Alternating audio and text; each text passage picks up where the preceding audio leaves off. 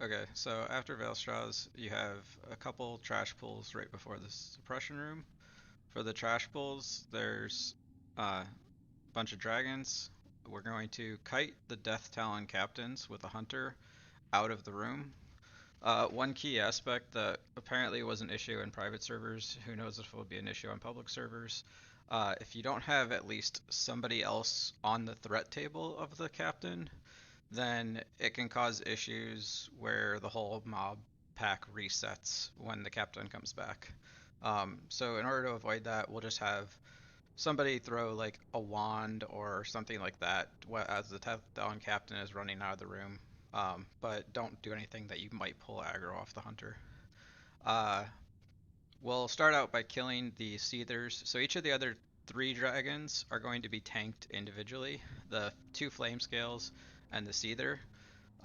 The Wormkins are going to be slept, so hopefully we have at least two druids in the raid. We usually do, so that shouldn't be an issue. They will pretty much just spam sleep on the Wormkins throughout this fight to make sure they stay asleep. They do some pretty nasty AoE stuff if they're alive.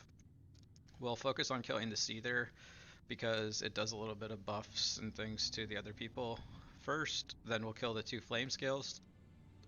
It shouldn't be too big of a deal to worry about that. After the flame scales are dead, we'll kill the two wormkin and then let the captain come back into the room and finish it off. We'll be tanking it in the far corner, kind of where they're at, near the front of the room. So when you enter the room, you enter from where that skull is, and these guys will be right on your right. So we'll be tanking them out in that corner. And then the second group is basically the same thing, just tank them, kite the captain out. Same deal exactly. Just have to do it two times in a row. No big deal.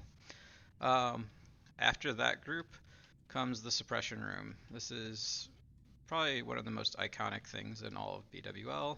Uh, Basically, as you come through this room, there's a whole bunch of whelps, there's some hatchers, and then there's taskmasters. So the taskmasters are probably the least concerning things in here. Uh, they aren't super strong. They don't do anything all that special. They have some healing, they have some direct damage casts that they do, but they die fairly quickly, so not a big concern. The Hatchers, they do a flame strike, which can be pretty deadly if you stand in it, so you have to keep an eye out for it. They don't hit super hard, but they can be dangerous, so they're something you definitely want to kill. So these suppression devices in vanilla have to be brought down by a rogue. So when a rogue is in stealth as they come through here, they don't get this suppression aura that you see me constantly get, which is reducing my movement speed by 80%, increasing the time between attacks by 400%, and reducing cast time by 80%. Uh, so it's a huge reduction in your ability to do anything, basically. So what we'll have is we'll end up having at least three rogues. One will stay at the first device, the next one will bump up to the second device, and the third one will stealth up to the third device. You need to stay in stealth so that you're not affected by the suppression aura. And when you click the device as a rogue, you won't be affected by you. It won't take you out of stealth. You'll remain in stealth. The thing is that sometime between like anywhere between like 1 and 30 seconds, these suppression devices can pop back up. They just like continually have a chance to pop back up.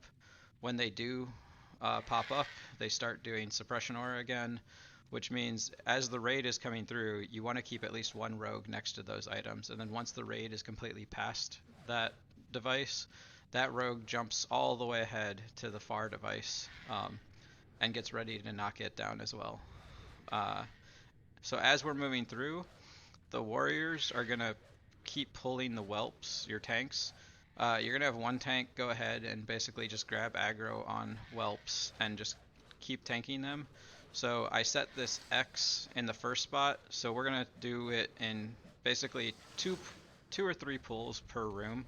So the suppression room is here, and then there's also another section of it up in the ramp up top there. You do not want to kill the whelps until we get to these X's, because the whelps, as soon as one dies, its timer gets reset for when it will respawn. So the idea is we kill them all at the same time, that way they all respawn at the same time, and it means that we have a little bit more time to drink in between. If we pull a hatcher, one of the second or third tanks will pick it up, and that can be DPS down individually pretty much immediately because they have a longer respawn time, so we shouldn't have to worry about them respawning on us as long as we're moving at a fairly decent pace. As you can see, it is painfully slow if the suppression devices are up. So we'll do that twice. After we kill things and get them down at the X, we'll take a second to drink up real quick, and then we'll move up to this blue square, do the same thing, bring them down. Once we get them down here, we'll drink up and get ready to move up to the stairs. When we get to the stairs area, we will do that once again. We'll get into the stairs, AoE things down, and then drop the take time to drink up and everything. Hopefully we can do it in 3 pulls to get to the stairs. If we need to be a little bit more careful, we'll slow it down and go a little bit more careful, but I would suspect that we should be fine. Once you get on the stairs, you basically have to do the whole thing once again.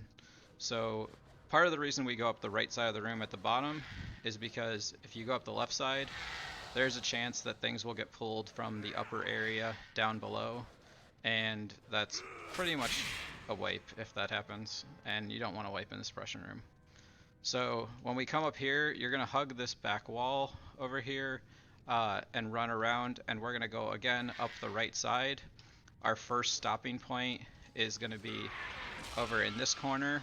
We'll stop and AoE them down right about here in the very first cubby hole. The second stopping point will be hopefully our last stopping point, where we'll come all the way up here, and there's only one more cubby hole before Broodlord Lashlayer. Our goal will be to AoE them down, use this corner, have one rogue just hanging out at the suppression device.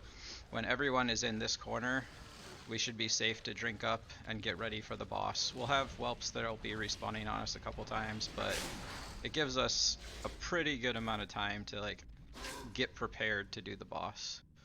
So that's it for the suppression room.